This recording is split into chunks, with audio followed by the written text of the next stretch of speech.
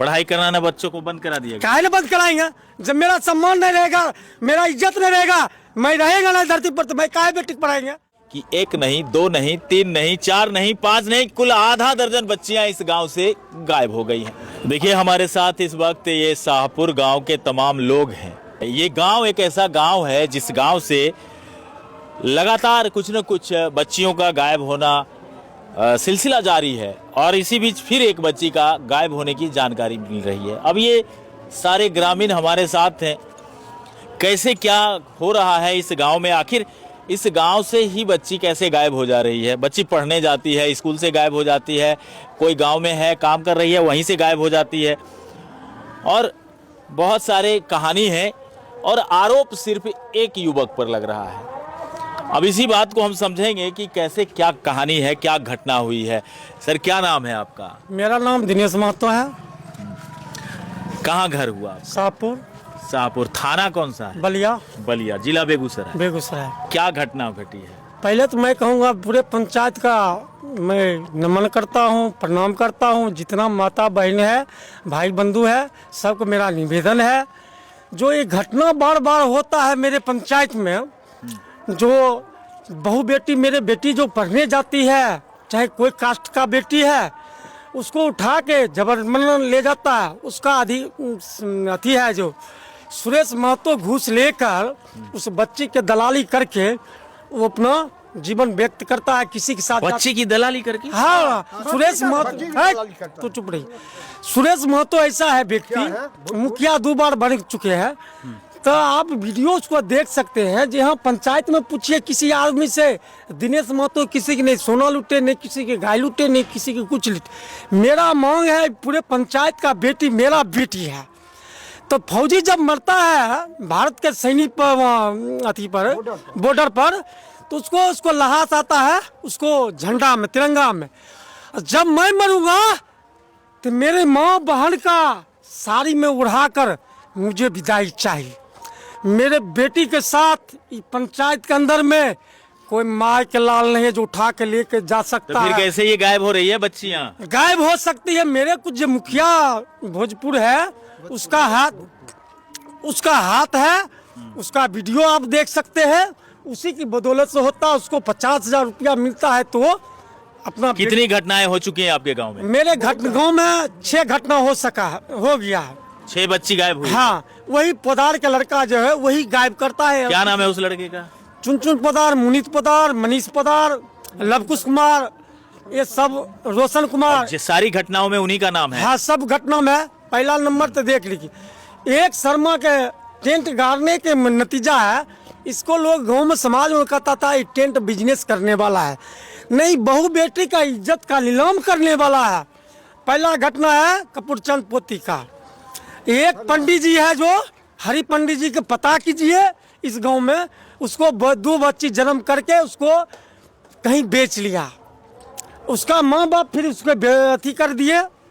इतनी सारी बात है। जब मेरे भतीजी, मैं दिरा पर रहता था, मेरे भतीजी जब उठा लिया तो आज जब वो लड़का जब फोन करता तो मुझे फोन पर गाली देता है।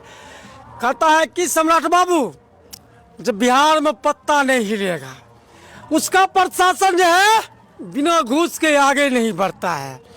कोई कार्रवाई नहीं हो गया। 20 तारीख के बाबू साहेब, पत्रकार साहब, आपको भी बहू बेटी है, आपको साथ ऐसा होगा तो कैसा लगेगा मुझे बताइए।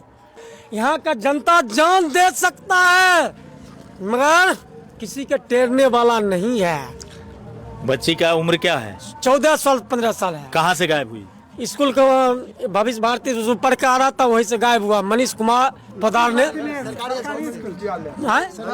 सरकारी स्कूल तो बोल रहा है, भविष्य भारती से आगे से घटना हुआ। वहाँ क्या बजे की घटना है? ये 11 बजे दिन में है। किसने देखा? किसी ने देखा? मेरा बेटा भी पढ़कर आजाद कुमार छोटा है, उसको बोला गोली से मार दूंगा। उसने देखा है? हाँ, तो बोला क्या नहीं किसी को बताया। घर आया तुरंत तो लेकर भाग गया। क्या चीज से लेके भागा है? मोटरसाइकिल से लेकर भागा। 20 तारीख को? हाँ। पुलिस में गए? पुलिस में गए तो अब तक कुछ हो भी नहीं करता। पुलिस क्या बोलती है? खाली कहता पता लगाएगा। पुलिस जब हमसे लड़का बात करता है, हमको गाली देता है, पुलिस चाहेगा, पत्रकार वो नंबर दिए। हाँ, नंबर दे चुके हैं। पुलिस पत्रकार जब चाहेगा तो बाबू नंबर। पत्रकार से आपने संपर्क किया? नहीं, अभी किसी से नहीं। फिर कैसे पत्रकार पर ब्लेम कर रहे हैं आप? कह रहे आपको भी है तो आप नहीं, फिर कैसे पत्रकारों को ब्लेम कर रहे हैं? आपको कह रहे आपको भी बहू बेटी तो अरे बात तो ठीक है, बहू बेटी है, तभी तो इतना दूर से बेगूसराय से शाहपुर आए। आए तो आप उस दर्द को समझता हूँ, तभी तो आया हूँ। आए तो उसको जब प्रशासन है, खाली हमको कहता है बिहार पुलिस के कोई बंगाल में इलेक्शन में कोई अति है कन्फर्म है नहीं, तब वो कहता है आयो अभी तो बंदा गया हुआ है इलेक्शन डिप्टी। कौन है आयो, क्या नाम है? राकेश कुमार रोशन। क्या बोला है वो आपको? कहता है कि अभी छूट गया है इलेक्शन करवाने के लिए बंगाल में, बाद में देखेंगे, ये बोलता है। हाँ, तो मेरे पंचायत में बच्ची कौन क्लास में पढ़ती थी? 7वां में। जो व्यक्ति लेके भागा उसका कितना उम्र है? 22 साल। 22 साल। हाँ। ये उसकी छठी घटना है? छठी घटना है उसकी छठी घटना। हाँ। इससे पूर्व भी तो कंप्लेन गया होगा ना थाने में? नहीं, खाली नहीं कोई किया है। पूरे पंचायत में आप जाकर पूछ सकते हैं कि पहला बार है कि और कभी किया नहीं किया। हम हो सकता है मैं अपना बारे में बोल रहे हैं, पूरे पंचायत में पूछिए, आप जाकर घर घर पूछिए क्या बात है। मेरे सामने आज के बाद जो हुआ, मेरे बहू बेटी पढ़ने जाएगा, सम्राट चौधरी कहता जब मुख्यमंत्री हैं, मुख्यमंत्री होते नाते कहता जब आप बिहार में नीतीश चला गया तो अब कोई घटना नहीं होगा। उसको समय में तो यही घटना हो रहा, जो नहीं होना था वो हो रहा।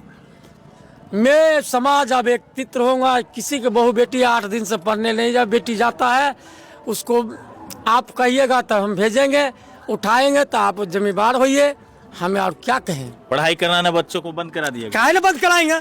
जब मेरा सम्मान नहीं रहेगा, मेरा इज्जत नहीं रहेगा, मैं रहेगा ना धरती पर, तो मैं काहे बेटी पढ़ाएंगे? स्कूल बंद कीजिए, सरकारी है प्राइवेट सब बंद कीजिए, काहे अनपढ़ रहेगा? काहे कहते हैं आप जब बेटी के हम बेटी बचाओ देश बचाओ? नहीं नहीं नहीं। अच्छा ठीक है, आप बताइए क्या जानकारी है आपको इस घटना के? यहाँ से बच्ची 7 बजे पढ़ने के लिए गई थी मिडिल स्कूल, ठीक है। जब उधर से पढ़ के आ रही थी तो 4-5 लड़का ये आवासीय भविष्य भारतीय स्कूल जो है उसके पीछे मतलब थोड़ा ये 100 गज की दूरी में तो लड़की को रोका। जब मेरा भतीजा धीरा से परवल लेके आ रहा था तो वो बोला तो उसको मतलब बोला कि तू बोलेगा तो हम तुमको मार देंगे। कहाँ है भतीजा आपका? बता कहाँ थे भतीजा? देखिए मैं आपको पूरी घटना समझाता हूँ। ये भवानंदपुर पंचायत का शाहपुर गांव है और यहाँ बच्चियाँ पढ़ने गई थी, बच्ची पढ़ने गई थी और वो वापस नहीं आई।